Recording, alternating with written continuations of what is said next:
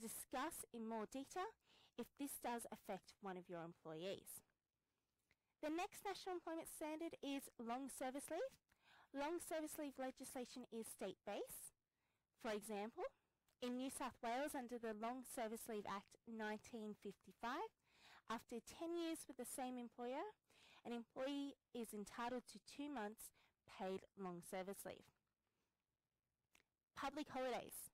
This national employment standard provides employees the entitlement to be absent on a public holiday and be paid their base rate of pay for their ordinary hours of work. Exceptions include casual employees and where an employee does not have ordinary hours of work on that day. Notice of termination and redundancy pay. Employers must provide written notice of termination. The quantum of notice and redundancy pay will depend, however, on the years of continuous service of that employee with the employer. There are many exceptions to notice and redundancy pay, so please ring the hotline first. Finally, employer must give each employee their Fair Work Information Statement before or as soon as practical after the employee starts employment. The National Minimum Wage Order. Each year, there is a National Minimum Wage Order by the Fair Work Commission.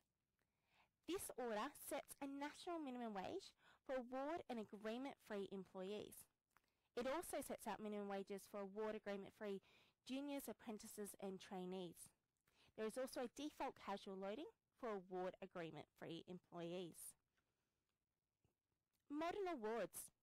There are 122 industry and/or occupational awards.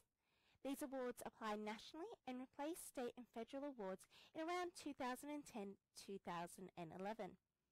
Modern awards set minimum conditions for pay, allowances, hours of work including breaks, penalty loadings, some leave entitlements and lots more. Modern awards must not exclude the national employment standards, but they can supplement it, for example by providing additional annual leave. Importantly, it is a breach of the Fair Work Act not to meet minimum award standards. Okay, so moving on now to enterprise agreements.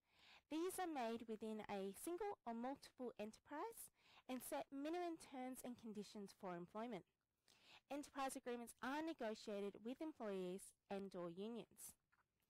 Enterprise agreements are approved by the Fair Work Commission if employees are better off overall under the enterprise agreement than if the modern award applied to the employees. Once approved, the agreement applies to the exclusion of modern awards. Now, you may be aware that even though an enterprise agreement has reached its nominal expiry date, it is still in operation until it has been replaced or terminated. This means there can be very old enterprise agreements still applying to employees. There is a base rate rule, however. That rule provides that base rates cannot be lower in the enterprise agreement than the modern award, otherwise modern award rates will apply. So if you do have such an old enterprise agreement, I encourage you to contact the hotline and seek further advice. There are also modern enterprise awards, which are applicable to one enterprise. There are only a limited numbers that have been approved.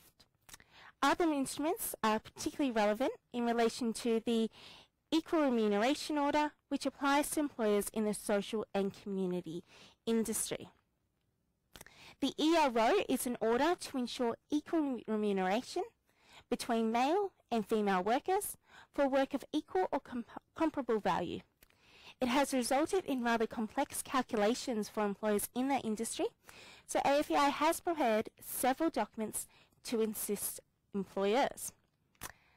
The next part of our presentation is to discuss made submissions that there be a minimum increase of not more than 1.9%.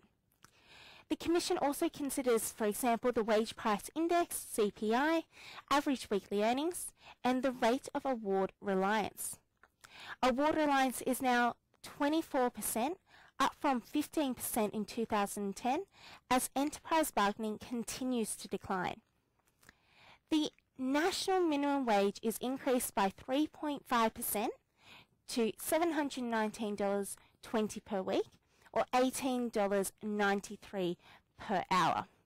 The minimum wages for award agreement-free juniors, apprentices and trainees are all derived from the miscellaneous award, and for award agreement-free casual employees, there is a default casual loading of 25%. Turning now to increases in modern award rates of pay, modern award minimum wages increased by 3.5%, rounded to the nearest 10 cent, with proportionate increases to hourly and annual rates. Increases apply from the first full pay period on or after the 1st of July 2018. It is important to check your contracts to see if you have agreed to absorb minimum wage increases into over-award payments. There has also been an increase in the high income threshold. It is now $145,400.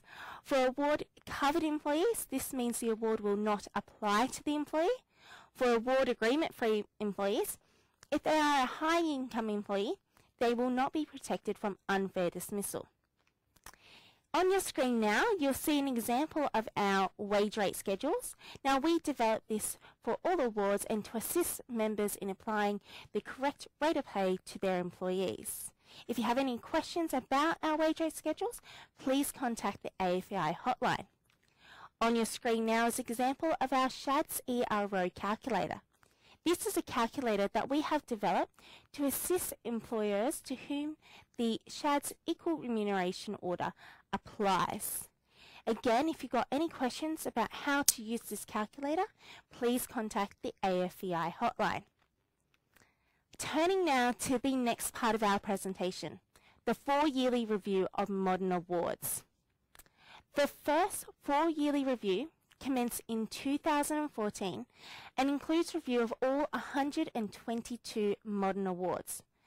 The review will extend into next year with 3 overlapping stages: awards reformatting, plain language, common matters affecting multiple awards, and award-specific substantive proposals. Exposure drafts have been published for all awards. Technical and drafting issues have been resolved in many awards. There are no new awards made as yet. Most substantive issues have been finalised, however there are some key exceptions. Several common matters are outstanding, and my colleague will discuss that in more detail with you a bit later in the presentation. Reviewed or new awards are expected early next year. Let's discuss some common matters which have been decided and commenced. Annual leave. This resulted in model terms being included in a large number of awards. Those terms included leave in advance, cashing out, managing excessive leave, and EFT. It is important, however, to check each individual award to determine what clauses were included in that particular award. Toil, or time off in lieu of overtime. In August 2016, the Commission issued final determinations to vary 72 modern awards to include the Commission's model term.